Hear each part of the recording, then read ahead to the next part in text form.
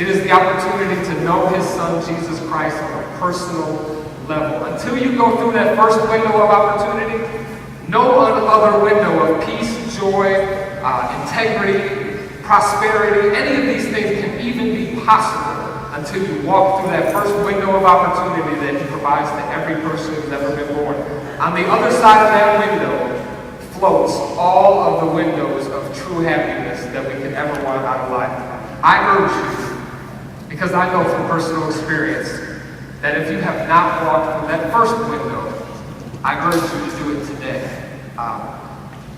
If you're wondering why things always end up in crap at the end of the day, it is because you're still on the other side of that window. If you're wondering why every relationship always ends up in drama, it's because you may be on the other side of a window of escape or whatever it is that he's called you to jump through. Everything you ever hoped for out of life stands on the other side of that first window of Jesus Christ.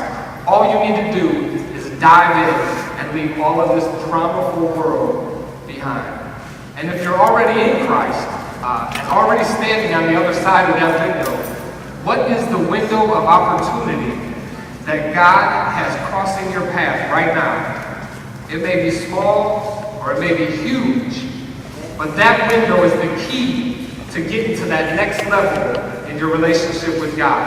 And if your water has grown stagnant and there's just really no life, you've kind of been chasing your tail, and you know how I judge it?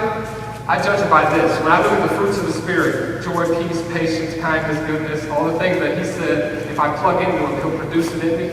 If I can't look back 6 months and say that I'm more joyful than I was 6 months ago, or more kind, or more gentle, then I know that my water has grown stagnant. I'm just kind of chilling, like, well, I'm saved, going to heaven, it's all good. I'm just going to kind of rest here in the water. I want to continue to grow and take it to the next level, and to the next level. To be looking like that, you know what I'm saying? To where when I get to heaven, I come up over the hill looking like that. And not only that, as I walk over the hill, an army comes behind me of people that in a community, in a city, that we led into the loving arms of Christ because he empowers us to do it. You know what I'm saying?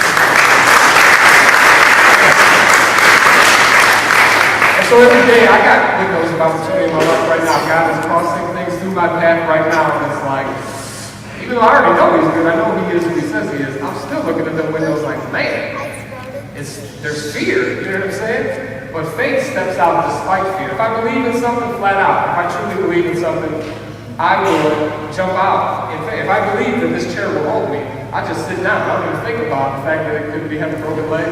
Faith just does it, you know what I'm saying? So if I truly have faith in what I believe, I'm running at it with everything I have. Or I'm sitting on like 80% faith and not quite sure about things. Every one of us here has windows in our life right now that are crossing, and think about that today. What windows of opportunity as we pass by here? I know as a church, as a whole, God is calling us to take some radical risks. Even coming here, planting the church in the first place, the demographic that we're targeting, there's some huge risks that we have to take, but I know that when God calls us to take those risks, on the other side of that is abundant blessing. And that's some of the stuff that we're experiencing now with all what God is doing. People just roll up and say, hey, you want a bus? Like, abundant blessings are coming through because we're just taking those risks and saying, yeah, it looks crazy, I get it. People are trying to steal the computers, I get it. We're going to continue to target these because I want these in this building.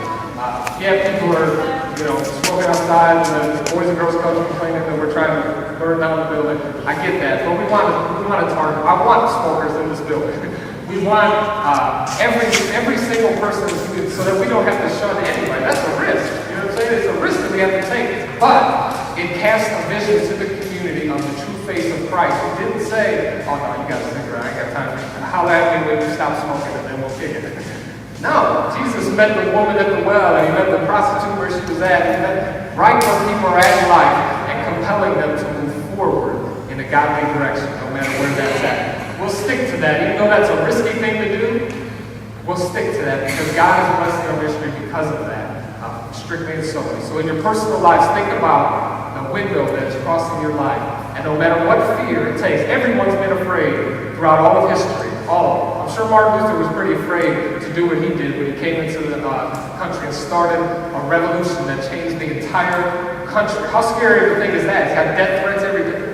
but he did it. He stepped out despite that fear because God had a window of opportunity past him where he could stand up for justice, stand up for truth. And he did it despite all fear. Lost his life for it. You know what I'm saying? If there's always going to be fear. We cannot allow that fear to stop us from moving to that next level